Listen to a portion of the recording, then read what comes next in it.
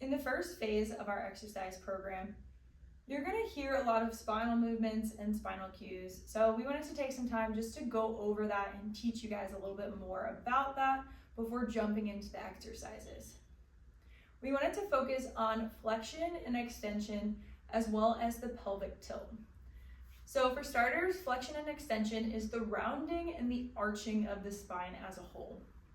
So if you're in a tabletop position with your knees under your hips and your hands under your shoulders, flexion is drawing the chin towards the chest, pressing the hands into the ground, creating space between the shoulder blades, tucking the tailbone under and rounding through the whole spine.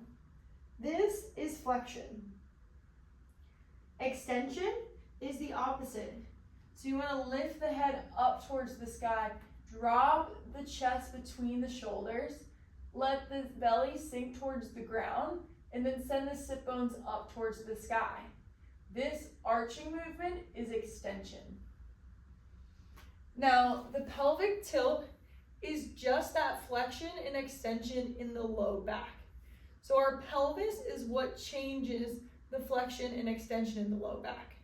So we have an anterior and posterior tilt.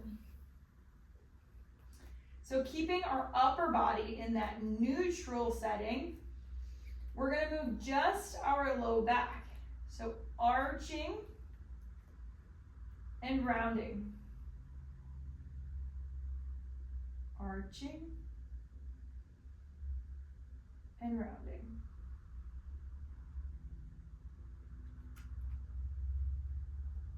So this is our anterior pelvic tilt, and this is our posterior pelvic tilt.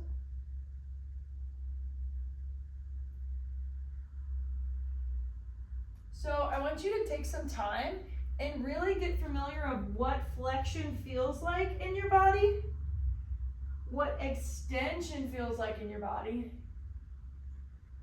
what the pelvic tilt feels like in your body.